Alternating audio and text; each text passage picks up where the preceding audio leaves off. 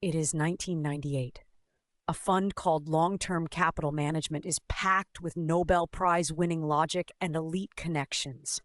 Then Russia defaults on its debt, spreads blow out, liquidity disappears, and the fund nearly takes the system with it. The core problem was not that smart people did not understand markets. The core problem was leverage, and the way leverage turns a normal mistake into a fatal one. When I say leverage, I mean borrowed money or borrowed exposure. It is anything that lets you control more assets than your own cash would allow. A simple example is buying a house with a mortgage. In markets, it can be margin loans, futures, options, swaps, or even just a portfolio that is quietly financed with short-term funding. Leverage is not automatically bad. It is a tool. The risk is that the tool does not care about your intent. It only cares about math, time, and forced selling. Here is the cleanest way to feel it. If I buy an asset with no leverage and it falls 50%, I am down 50%. Painful, but I can hold if I have the stomach and the liquidity. If I buy the same asset with 2 times leverage, a 50% drop wipes out 100% of my equity. I am done. That is the first rule of leverage risk. Losses scale faster than your ability to wait. People talk about volatility like it's a personality trait of an asset. Volatility means the typical size of price swings. Big daily swings mean high volatility. Leverage multiplies volatility. If an asset moves 1% a day and I lever it 5 times, my equity can move about 5% a day before fees and slippage. That sounds exciting when it is up. It is also how you end up making emotional decisions at exactly the wrong time. The next piece is drawdown. Drawdown is the peak to trough decline in your account value. Drawdowns are not linear. A 50% drawdown needs a 100% gain to get back to even. With leverage, you reach deep drawdowns faster, and deep drawdowns change your behavior. People stop thinking in probabilities and start thinking in survival terms. They cut good positions, they double down on bad ones, they start chasing. This is behavioral finance in real life. Loss aversion means losses feel about twice as painful as gains feel good, and leverage turns that pain up to maximum volume. Now add margin calls. A margin call is when your broker demands more collateral because your losses made the loan unsafe. This is where leverage becomes a trap. It is not only that prices moved against you, it is that someone else now controls your timeline. You can be right eventually and still go broke today. That is why I say leverage is mostly about path risk. Path risk means the sequence of returns matters, not just the long-term average. 2 investors can have the same average return, and the leveraged one can still be ruined because the bad months came first. This is also where liquidity risk shows up. Liquidity risk means you cannot sell what you own at a fair price when you need to. In calm markets, liquidity looks infinite. In stress, it vanishes. LTCM learned that spreads that looked stable were not stable when everyone tried to exit at once. Their trades were not insane in isolation. Many were convergence trades, betting that price differences between similar securities would narrow. The problem was leverage stacked on top of correlation. Correlation is how much assets move together. In a crisis, correlations tend to rise, meaning many positions lose money at the same time. Diversification disappears right when you need it. I want to make this practical. A lot of modern leverage is hidden. Buying a triple leveraged ETF is obvious. Selling options for income can be hidden leverage. It often looks like small, steady gains until one big move wipes out months or years. That is tail risk. Tail risk means rare extreme outcomes that sit in the tails of the probability distribution. People underestimate tail risk because daily life trains us to think tomorrow will look like today. Markets do not owe us that comfort. Options also teach convexity. Convexity means your gains and losses do not change in a straight line as price moves.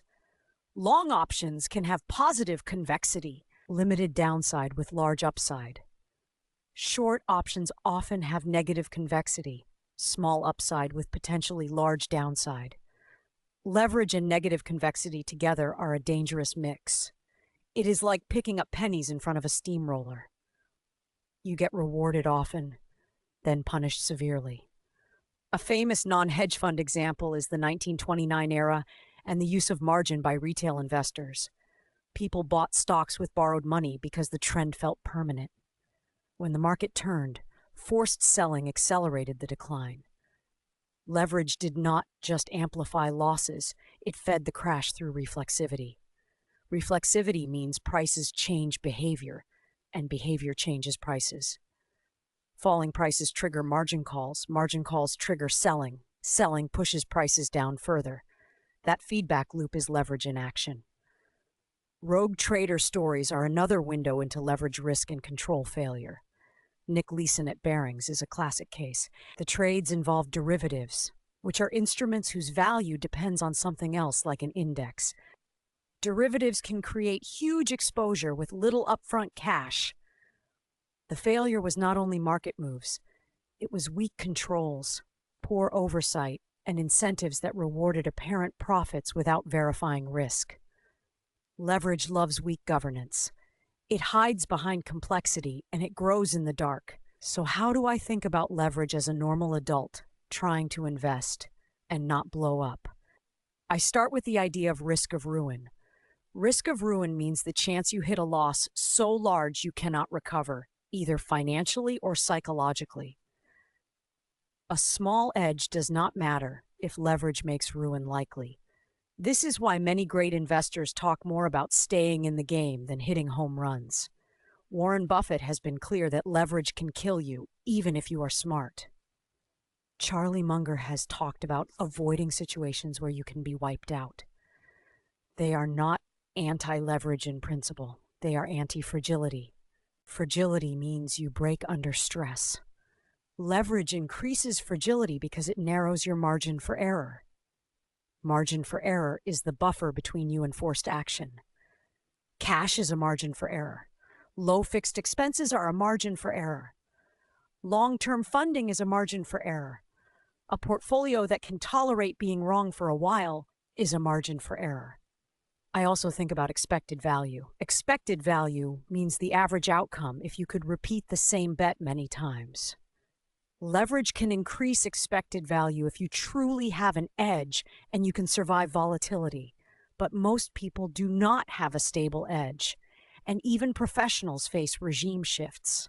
A regime shift is when the market environment changes, like inflation returning after decades, or rates jumping, or correlations flipping. Strategies that looked safe can become dangerous. Ray Dalio has written about how different economic regimes reward different assets. Leverage is least forgiving when the regime changes. Position sizing matters more than entry points. Position sizing is how big a bet is relative to your capital. The Kelly criterion is a formula for sizing bets to maximize long-run growth, but it assumes you know your edge and your odds. In real markets, you do not. Estimation error is the silent killer. Estimation error means your inputs are wrong. If you lever based on optimistic assumptions, you are building a house on sand. Many pros use a fraction of Kelly because they respect uncertainty. They would rather grow slower than risk a catastrophic drawdown. I also watch the funding side. Leverage with long-term stable funding is different from leverage that must be rolled every day. Short-term funding is like sleeping with a timer on your bed. You might be fine until the day the market refuses to refinance you. Liquidity crises are often funding crises. That is why 2008 was so brutal. It was not only bad assets, it was leverage funded short-term and confidence that evaporated. There is also a psychological trap. Leverage makes you attribute gains to skill and losses to bad luck. That is self-attribution bias. A leveraged bull market can turn almost anyone into a genius. Then the cycle turns, and the same person discovers they were just riding beta. Beta means market exposure, the return you get from being in the market, not from skill. Leverage on beta feels great until it does not.